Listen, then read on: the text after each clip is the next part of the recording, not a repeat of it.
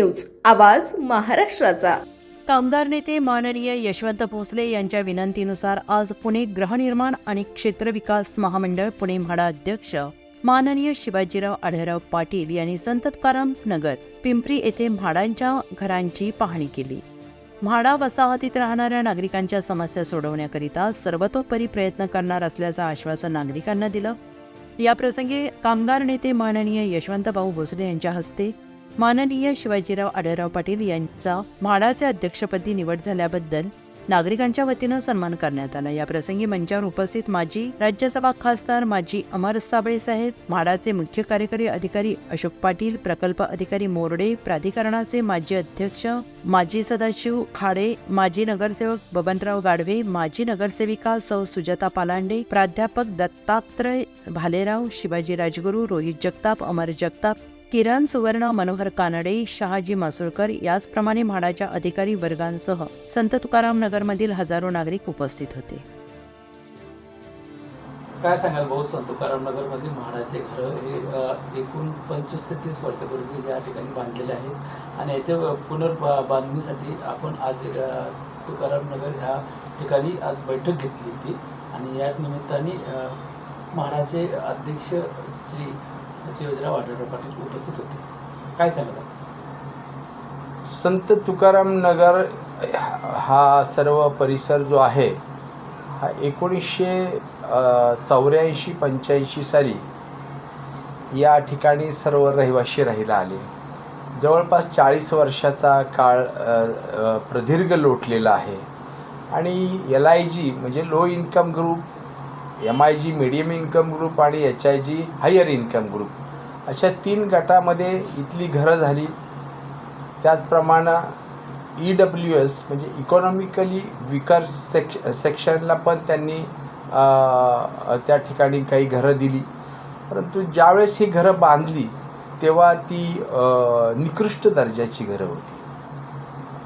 ही 15-20 वर्ष तरी टिकतील का अशी भीती होती, परंतु इथल्या आल्या आम्ही सर्व लोकांनी, नागरिकांनी आणि म्हाडाच्या मदतीनं आंदोलनं वगैरे करून त्या ठिकाणी ही घरं पुन्हा आम्ही दुरुस्त करून घेतली आणि आता 40 वर्षाचा प्रदीर्घ काळ गेला, अनेकांची घरं गळत आहेत, घरांना भेगा गेलेल्या आहेत, कधी पण घरं पडतील। मुख्यत्वे LIG स्कीमची जे 947 गाळ्या आहेत आणि सर्व कामगार वर्ग या ठिकाणी राहतो। 99% कामगार वर्ग आहे आणि त्याच्याजवळ एवढी ताकद नाही की स्वतः त्या घरांची दुरुस्ती करेल, आर्थिकदृष्ट्या ते सक्षम नाही आहेत। त्यामुळं आम्ही म्हाडाला विनंती केली की एकतर ही घरं पहिली दुरुस्तीला तुम्ही घ्या आणि रिडेव्हलपमेंट जेव्हा कराल तेव्हा तुम्ही रिडेव्हलपमेंट करा अशी मागणी आमची होती आणि त्यासाठी नवनिर्वाचित अध्यक्ष म्हाडाचे पुणे गृहनिर्माण मंडळाचे आदरणीय माजी खासदार शिवाजीराव आढळराव पाटील साहेब यांना विनंती केली की तुम्ही त्या ठिकाणी या आमच्या लोकांचे अडचणी काय आहेत त्या समजून घ्यायला या संत तुकाराम नगरच्या। त्यानुसार त्यांचे जे सहकारी आणि निकटवर्तीय आढळराव पाटील साहेबांचे जे आहेत ते दत्तात्रय भालेराव सर यांना आम्ही विनंती केली की या पद्धतीनं जरा एक बैठक इथं होणं गरजेचं आहे। मग आम्ही सर्वांनी जाऊन त्या ठिकाणी आढळराव पाटील साहेबांना विनंती केली। त्यांनी आज तारीख दिली आम्हाला आणि आजच संत तुकाराम नगर पूर्ण मला कल्पनाही नव्हती की घराघरातून प्रत्येक प्रतिनिधी आज त्या कार्यक्रमाला उपस्थित राहिला आणि हजारो रहिवासी त्या ठिकाणी कार्यक्रमाच्या स्थळी आले आणि आज त्यांना आम्ही विनंती केली आहे की ज्या घरांची घरं गळत आहेत ती घरं पण त्यांना दाखवली। आज त्यांनी सर्वे पण आढळराव पाटील साहेबांनी सर्वे पण केला, पाहणी पण केली घरांची त्या आणि त्यांनाही कळलं की ही दुरुस्त करणं गरजेचं आहे आणि त्याचप्रमाणे अनेक घरं जी आहेत त्यांची नावावर करायची राहिलेली आहेत।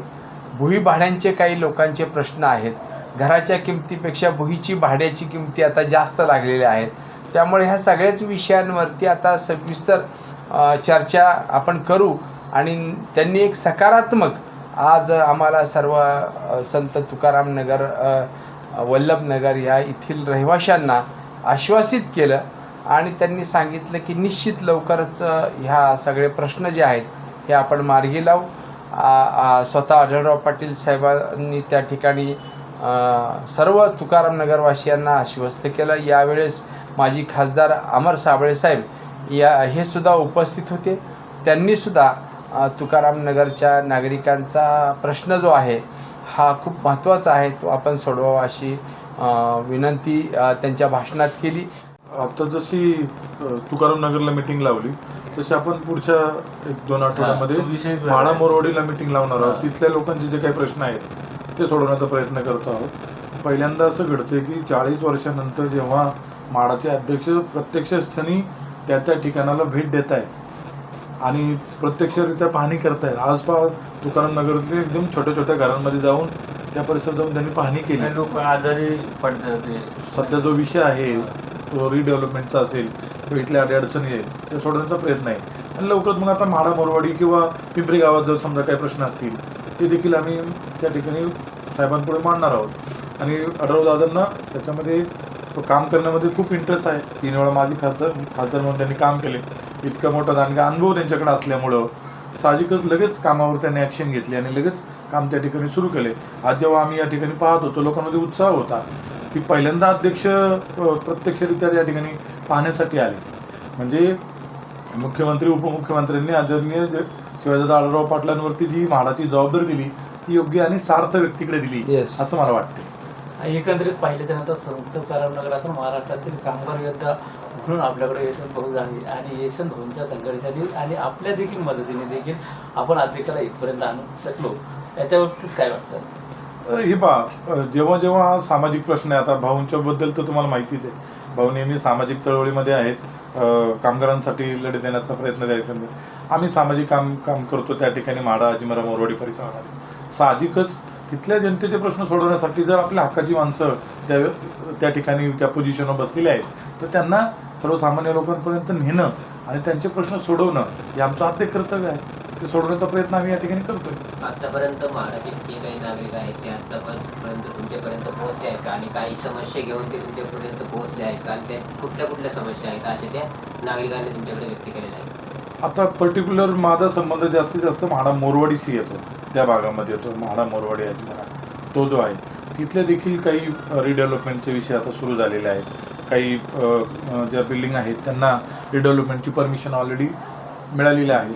भुईवाड्याचे प्रश्न आहेत तिथले नागरिकांचे. तिथले जे प्लॉट आहेत ते विकसित करण्याच्या दृष्टीने देखील काही प्रश्न आहेत. ते देखील आम्ही आता दादांपुढे आपण तो विषय घेणार आहोत. म्हणजे अध्यक्षांकडे तो विषय त्या ठिकाणी घेणार आहोत. म्हणून पुढची मीटिंग आपण त्या ठिकाणी म्हाडा मोरवाडीला लावणार आहोत. पुणे तसेच पिंपरी चिंचवड आणि महाराष्ट्रातील महत्त्वाच्या आणि ताज्या बातम्या पाहण्यासाठी महाराष्ट्र 18 न्यूज चॅनलला यूट्यूबवर सबस्क्राईब करा आणि बेल आयकॉन प्रेस करा.